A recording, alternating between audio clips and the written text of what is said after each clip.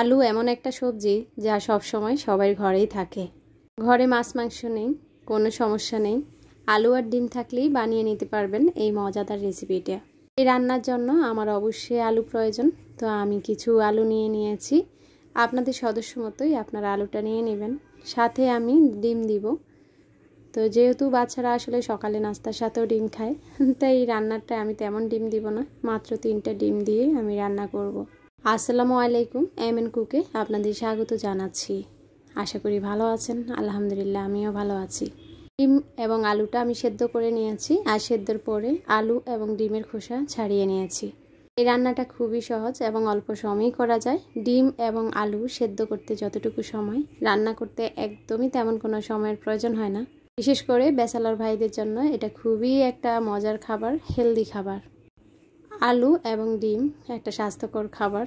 তো যাই হোক, আমি ডিমটা ফালি করে দিব। ফালি করে দিলে আমার কাছে ভালো লাগে, কেননা ডিমটা ভাজা করে দিব আর মশলাও ভালো করে ঢুকবে। আর এখন আমি আলুগুলোকে ম্যাশ করে নিচ্ছি, যাকে বলে আধা ভাঙ্গা আর কি, পুরা ভর্তার মতো করে নিব না।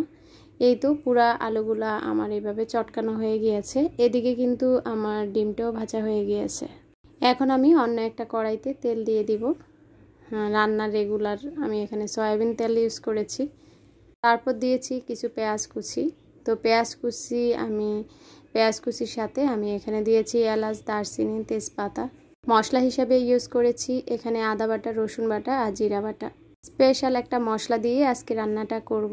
যদিও আমার কুকিং চ্যানেলে আমি আরেকবার এই রান্নাটা শেয়ার করেছি, তো এটা একটু ব্যতিক্রম মশলা দিয়ে আমি শেয়ার করার চেষ্টা করেছি। আশা করি আপনাদের ভালো লাগবে।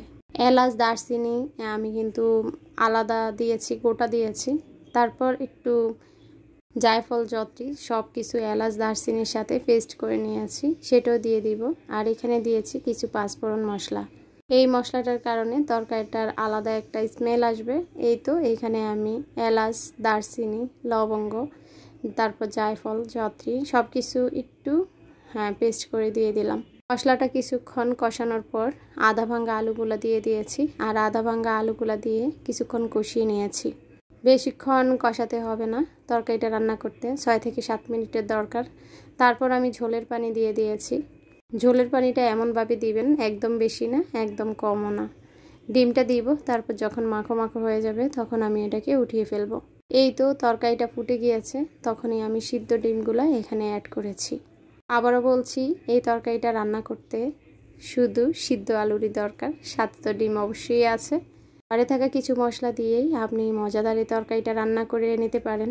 ইনশাল্লাহ বুড়ো থেকে বাচ্চারা সবাই তরকারিটা পছন্দ করবে। আমার বাচ্চারা তো এই তরকারিটা হলে অনায়াসে ভাত খেয়ে নেয়। ঝালটা বাচ্চাদের মতো বুঝে শুনে দিবেন। আবারও বলছি, পাঁচফোড়ন মশলাটা অ্যাড করে দেখবেন, এটার স্মেলটা অন্যরকম হয়। যারা এখন পর্যন্ত ভিডিওটা দেখতেছেন তাদের নিকট অনুরোধ রইল, অবশ্যই আমার চ্যানেলটি সাবস্ক্রাইব করে নেবেন। সবাই ভালো থাকবেন, সুস্থ থাকবেন। আল্লাহ হাফিজ। আসসালামু আলাইকুম।